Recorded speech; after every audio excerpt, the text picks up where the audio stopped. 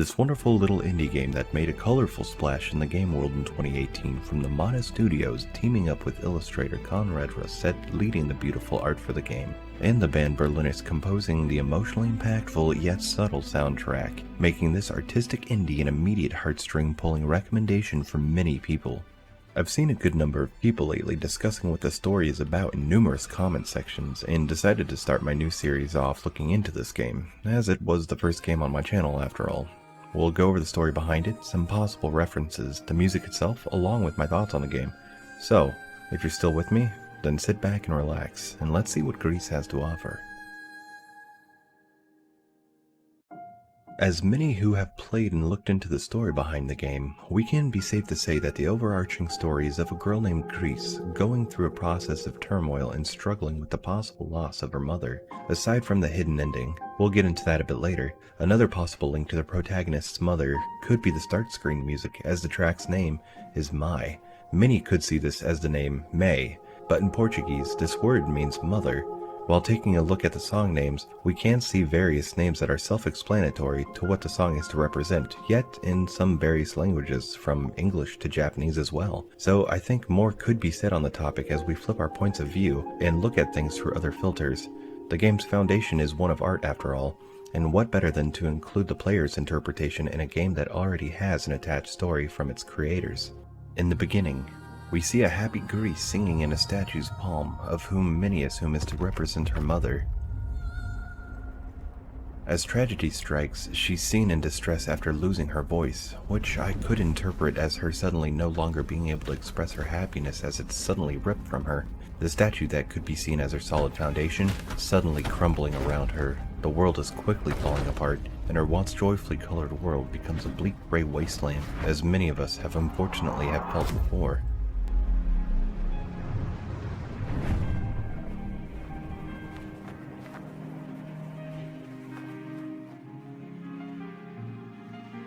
As the second track, simply titled Gris Part 1, swells with a beautiful sadness, we find our character falling further and further down into the depths of what we can visually take as her depression and sorrow until she hits the bottom. As we get up and move around, she's seen struggling to do anything other than a slow walk, as pressing any action buttons will result in her collapsing. Our first thing to note here is after you can start running, going backwards will result in Gris collapsing at a grieving statue of a woman, indicating that you need to press on regardless of the pain if you wish to continue, which for many can be easier said than done, as the tendrils of depression keep a tight hold of its victims. As we press on from our starting point, we can hear the music titled Debris as we begin to explore. For me personally, the sound conveys a feeling of unease in a somber world, with hints of bleak curiosity on what we should do from here as we roam this shattered world.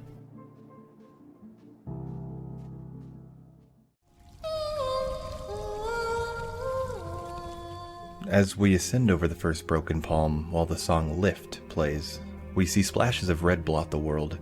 We also get our first look at our main hub, or temple if you will, which we saw previously at the start in utter ruin. I feel this is to reflect the changes our character goes through, as you can see the temple grow more vibrant throughout the game, along with the old saying that some religions use referencing your body as your temple. I also feel the red world is square one, our first full steps into change and finding our path. This is also our first glimpse into the stars that we had collected along the way, as they traverse the sky, forming the overall constellation path ahead. Just like in real life in our history, explorers would use the stars to navigate the world, similarly as they help Gris navigate her inner self. If we press onward from here, we see a familiar scene possibly paying homage to the game Journey, as it's noted in an interview that Nomada Studio had gameplay inspiration from others such as Journey, Inside, as well as Ori and the Blind Forest.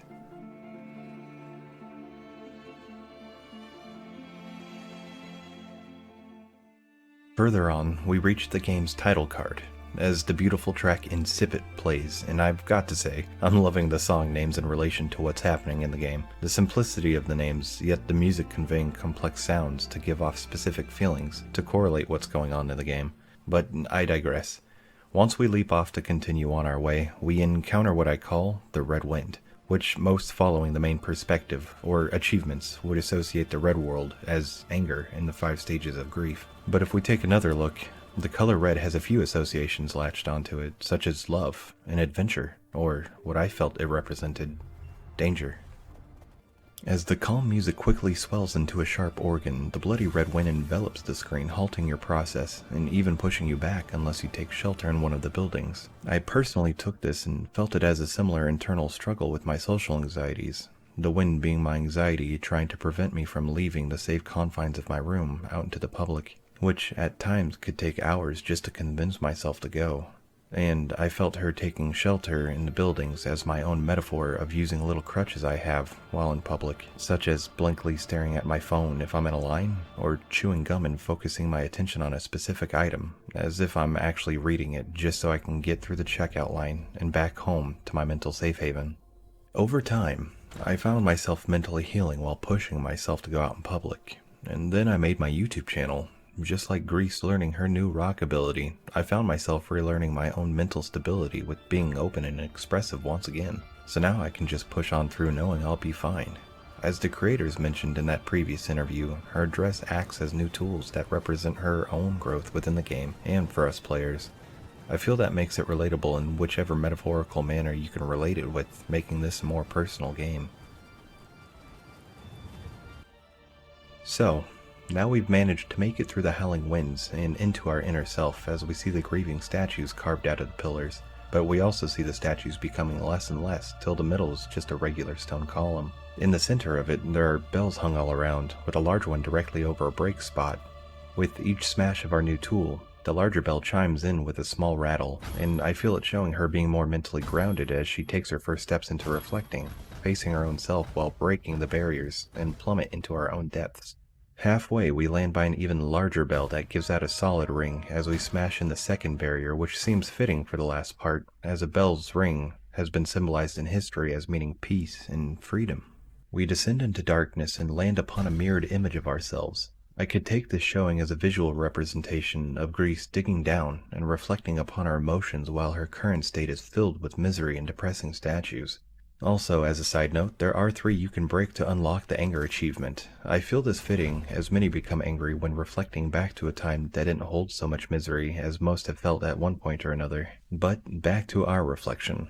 With each strike, we see more butterflies spew out into the light until they swarm and lift us out, freeing us from our current state of mind, as if she was letting go of her emotional distress and anger, or perhaps no longer keeping it held inside. The butterflies, however, can represent transformation, hope, and life. The short life of the butterfly can also show the transformation we go through ourselves, yet serves to remind us that life is a fleeting spark. In our next location, we arrive on a thin frame. I consider this to be the hopeful step up of rebuilding our foundation of happiness. Though it may be a thin framework, you'll notice things are now going a bit smoother and working in tandem to help you along, such as the windmills strewn about. If we look at the symbolism behind the windmill, some see its representation as resilience and perseverance in a harsh environment, that no matter what happens in life, we can manage to overcome it. And we can also see more bells hanging around in various spots as well. But as to not dwell too much and save some time, the only other things I would note in this area are our first interactions with the beings that have been quietly going about their merry ways since the start. In the beginning, the beings blended in so well with the background, you could move on through and possibly even miss them, as they would stop moving if you got too close.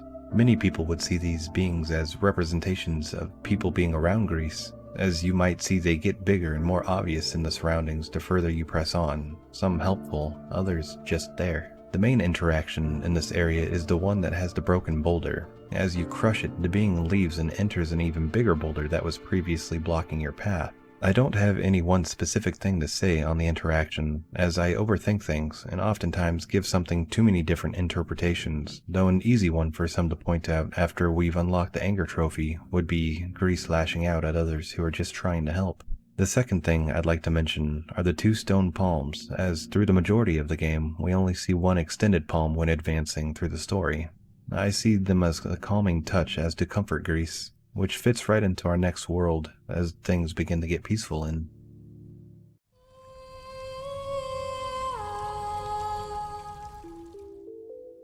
As we unlock our new green and relinquish our stars at the temple, we can see our previous colors continuing to grow and share its home seemingly in harmony, along with a hint of new life as well, insinuating that we are slowly recovering as a whole. We continue on, taking the plunge off the platform, and gracefully land in the vibrant forest below. I want to first note the music again. The track is called Komorebi. Komorebi is a term used for the sunlight that is filtered through the trees, which paints a beautiful image indeed. Though from Japanese to English, there isn't any actual translation. The closest comparability we have would be dappled sunlight. The scenery mixed with the music, along with the name of the song, fits so well. I see many of these moments like a puzzle, perfectly interlocking together. When we venture on, we see more life in this forest than ever before.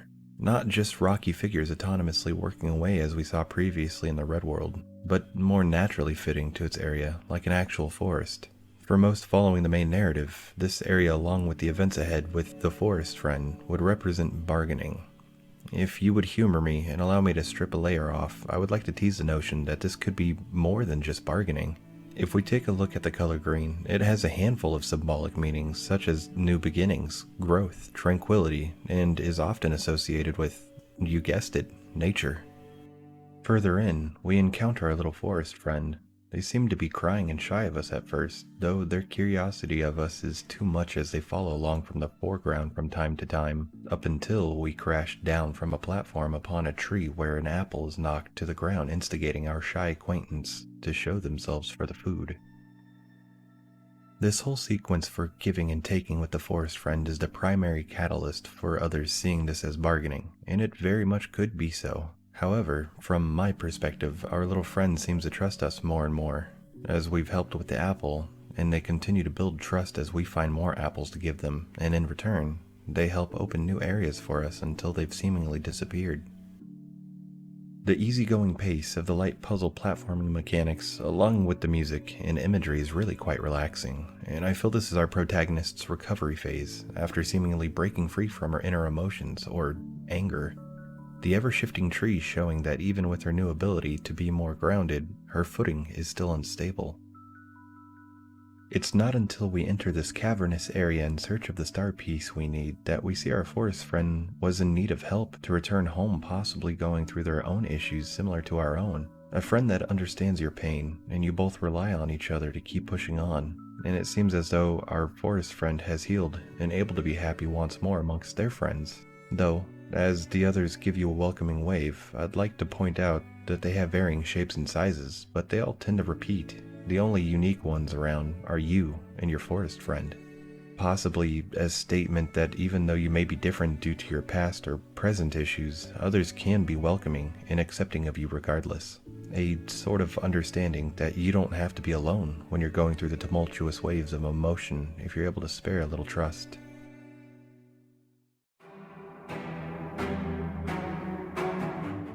As we gain our new ability and ascend up the temple, we come across a statue of a crying woman, and another of her taking a timid step, possibly an analogy of Gris taking her own steps trying to force herself to be happy after seeing her forest friend return the happiness. Or perhaps something a little more sinister, relating back to one of Green's other classic meanings, jealousy. Possibly envious of her forest friend's newfound joy, which in turn can lead to self-doubt and anger, as you might have noticed the increase of red, especially once we've reached the top. Butterflies suddenly turn black as that anger we've unleashed before has come back to haunt us, throwing all our progress back in our face. The butterflies swarm and change into a manifestation of a darker side that we all have inside ourselves. Anger, doubt, hate, envy. The list goes on, and can be any number of things that you find negative. As for Gris, her manifestation takes the form of a crow. Though I initially took it for a finch, I call it crow, as the song that plays during the encounter is called karasu, which translates to crow. I find this fitting as black is the absence or complete absorption of light, a color without hue, a classic visual narrative to represent an enemy often symbolized with authority, an enemy that happens to be ourself. The crow, however, has often been seen as a bad omen in life, though not all see the crow as something negative. Some symbolize the crow as a spiritual or emotional change, having higher perspective and being fearless, which I think are good representatives of Gris facing herself and learning from it. Gris is able to face the crow through the bells strewn about, if you recall, bells representing freedom and peace, perhaps acting as memories of good times through music such as her singing with her mother, allowing her the strength to chase off her manifestation.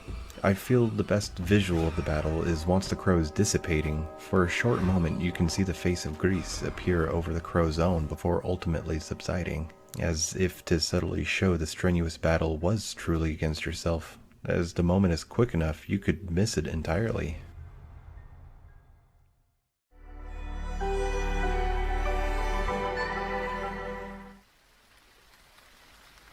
Once our blue is acquired, we find ourselves in a rainy forest. The calming rainfall feels much needed after such a battle, as rain has been seen in cultures to represent rebirth and renewal, a form of washing away the old and starting fresh. Paired with my favorite color, blue, it's represented as serenity, inspiration, wisdom, and often sadness. Heading back to our temple, however, it seems to be flooding from the cleansing rain, almost like having a good cry. But the previous battle with Crow seems to have only made Gris more determined this time to dig even further down to the root of her problems, a deep soul search, if you will, into the flooded dark depths of her inner being. To save time, I'm not going to press on the journey through the flooded caverns, but I will quickly note some of the interesting things that I have found and hypothesized over, such as the mushrooms used to climb all let out soft bluish particles except for the one on the top far left, as well as the crystal area that utilizes your own body to flash freeze an image of yourself. After a bit of reading on crystals, I came upon the ancient Greek word kristallos, which was translated as ice or coldness drawn together. Possibly this, along with awakening the turtle, might be showing us that Gris is trying to awaken her heart before it's iced over. It seems as if she's trying her best to collect her colors and thwart her depression, while her manifestation swarms her with self-doubt trying to consume her. At this point, we've now obtained our fish form and about to awaken the dormant turtle. Gris taking the form of a fish in water seems hand in hand with the events that are about to unfold. Water can be seen as life and serenity, yet water can also be dark and mysterious with what could be hiding in the depths below. Fish have always been associated with water, yet fish have also been seen as emotionless and cold, just living its existence without any purpose other than to exist, which is how I assume Gris might be feeling and why she's taken on this form as she digs even further into her emotions. All that mixed with the presence of the warm-colored turtle feels like an intricately woven tapestry telling a story, as the turtle has been shown to reflect endurance, persistence, wisdom, and more. All things that I feel reflect Gris herself learning despite her setbacks and being able to push on as she follows the soft glow of the turtle guiding her through her murky self. At the destination, the turtle retreats into its shell, and though its color is dull, it holds fast upon the shell.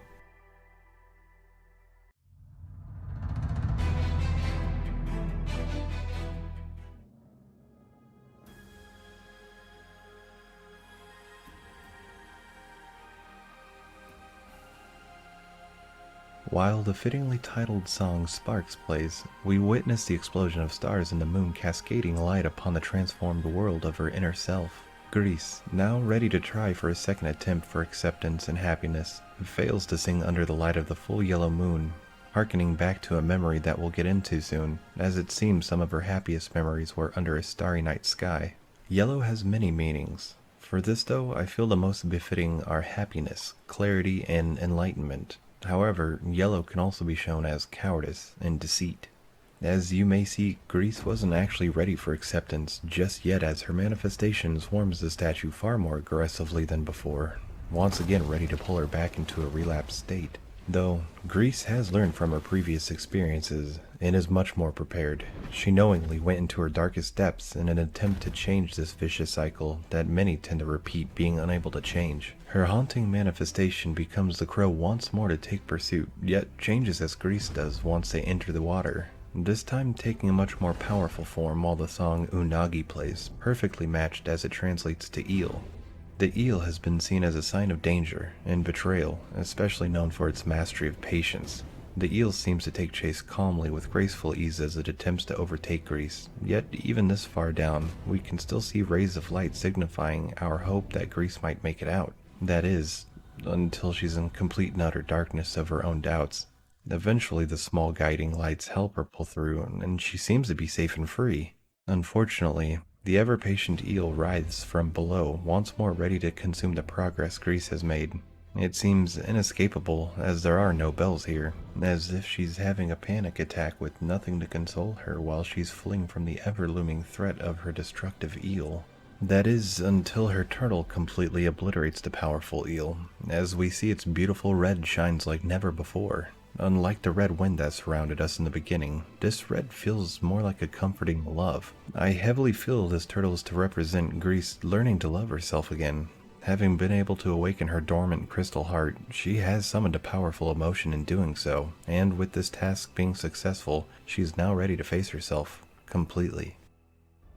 Upon exploring her last big stage, it feels magical. It feels like she's exploring and awakening her happiness in totality, as she's been able to unlock her singing now, no longer being hindered with self-doubt. Her temple now, a fully realized area, with life waiting to be revived from her voice, being able to overcome these puzzled areas of herself that she may have never thought she would be able to reclaim again. But our courage and persistence for her to reach this far has paid off, it seems. Especially for those who went the distance to collect all of her hidden mementos and possibly happen upon the resting place of her most cherished memory, unlocking a hidden story piece that doesn't change anything of the ending, but gives more context of the overall story that the creators had envisioned.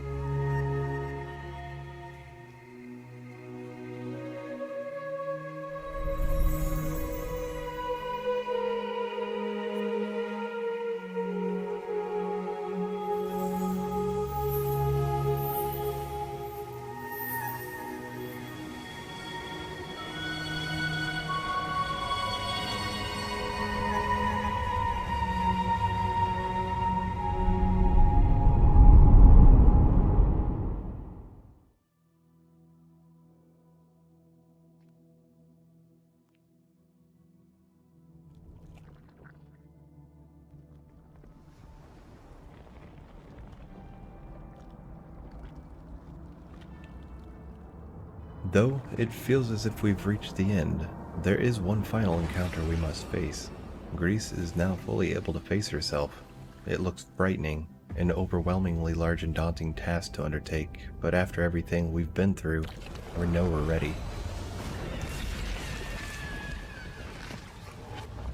Our massive reflection of sadness and anger that only grew over time tries to strip our world and consume us. Being in such a deep depression sometimes can feel like an ocean that we're bound to drown in. This, however, isn't a relapse into our moody ways. This is an acceptance that we cannot run from these feelings, an acceptance of what brought us here, and even though we can repair our memories of a better time, this is a dangerous line to tread. Thankfully though, all our efforts weren't in vain, as the statue was able to sing along, freeing us, and now, with her joyful memories of her mother fully restored, along with Gris being able to overcome herself, has set the events to escape the shackles that had placed her here. A bittersweet ending that touched the hearts of many who had their own emotions, their own stories, their own reflections into this lovingly crafted game.